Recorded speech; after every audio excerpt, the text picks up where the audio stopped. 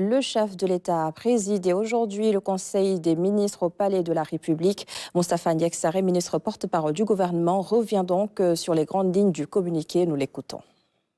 Bonsoir. Le président de la République, M. Bassirou Diomaye Diakhar Faye, adresse ses vœux les plus chaleureux à la communauté musulmane à l'occasion de la fête de Korité, marquant la fin du Ramadan.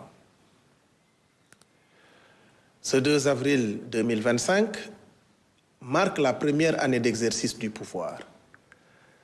Le chef de l'État salue ainsi le travail de qualité accompli par le Premier ministre Ousmane Sonko et son gouvernement dans tous les secteurs de la vie socio-économique, incluant la maîtrise des coûts des denrées de consommation régulières.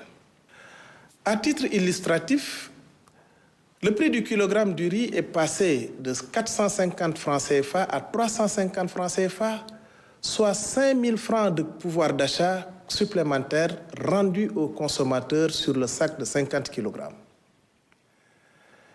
L'amorce de la deuxième année de gestion du pouvoir doit favoriser le déploiement accéléré des réformes, projets et programmes dans tous les ministères, avec un focus sur la souveraineté alimentaire à travers la préparation de la campagne agricole 2025 et révision de la loi agro-sylvo-pastorale, sur les services sociaux de base, notamment l'accès à l'eau, à l'électricité et à la couverture sanitaire universelle.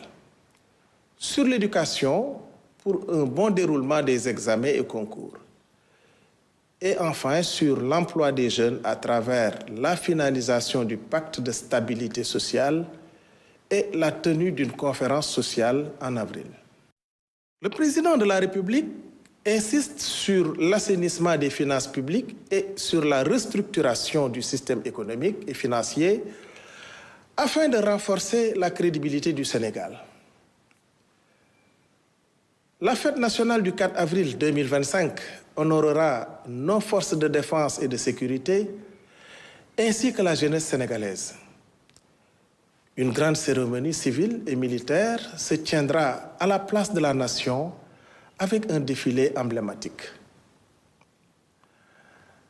En reconnaissance de son rôle historique, le boulevard Général de Gaulle à Dakar sera rebaptisé boulevard du président du Conseil Mamadou Dia, l'un des pères de l'indépendance.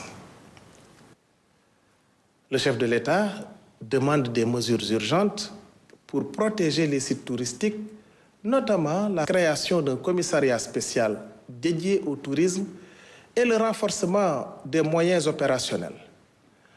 Un conseil interministériel sera organisé pour relancer ce secteur clé pour l'économie nationale. Le Premier ministre a débuté sa communication en saluant l'exploit médical du professeur Fatou Samba Ndiaye et de son équipe, ayant réalisé la première greffe de moelle osseuse au Sénégal.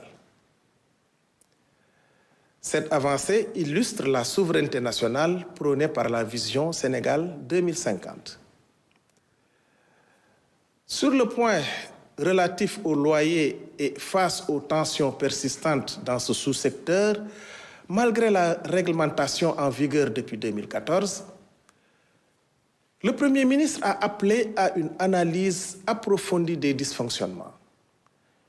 Une mission interministérielle devra d'ailleurs, avant fin juin 2025, lui proposer des mesures concrètes et concertées pour une meilleure gestion de cette problématique des loyers et du logement, essentiels à la qualité de vie de nos compatriotes. Soucieux d'une gouvernance publique de qualité et du contrôle interne dans les administrations, le Premier ministre veut rendre plus opérantes les inspections internes des ministères via un plan d'action pertinent d'ici fin 2025.